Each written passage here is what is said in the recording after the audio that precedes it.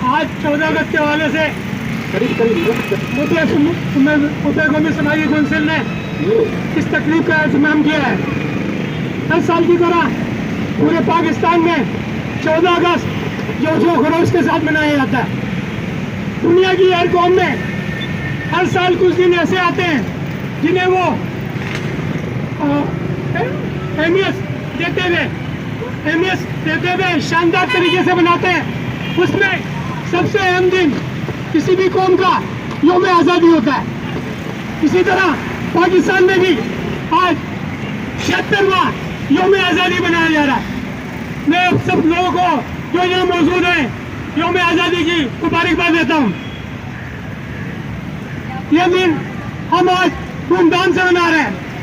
ठीक है, यह दिन हमें वाकई धूमधाम से मनाना चाहिए, लेकिन मैं ये सवाल करना चाहता हूँ कि उस मंजिल का ख्वाब जो हमारे बानी पाकिस्तान कायद-ए-आज़म ने देखा था, हमने वो मंजिल हासिल कर ली है। क्या वो मकासद जिनके बारे में जिसके लिए हमारे बुजुर्गों ने कायद-ए-आज़म की क़यादत में यह मुल्क हासिल किया था, क्या हमने वो मकासद हासिल कर लिए हैं? इस बारे में हमें सोचना होगा। कायद-ए-आज़म की क़यादत में हमारे बुजुर्गों ने ये वतन हासिल करने के लिए एक इत्तेहाद और वलवले के साथ इस मुल्क को हासिल किया था।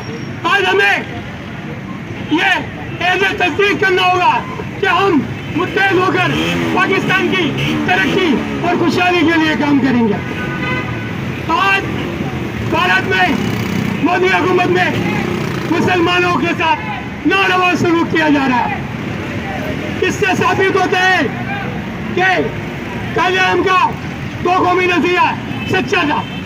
आज पूरे भारत में मुसलमानों पे दिल के पहाड़ तोड़े जा रहे हैं। आज भारत में मुस्लिम मुकामत का नाम बदली करके हिंदू नाम का नाम रखा जा रहा है। आज मुस्लिम सकाफत की सारी निशानियों को मिटाया जा रहा है और वहाँ मौजूद हमारे मुसलमान भाइयों को जरा सी बात पर यह ताना दिया जाता है कि तुम पाकिस्तान चले जाओ। हाँ, इसीलिए हमारे कायद-ए-आज़म ने पाकिस्तान बनाया था। कायद-ए-आज़म की दूरअंदेश नजरें इस बात का के मुताबिक चलना होगा।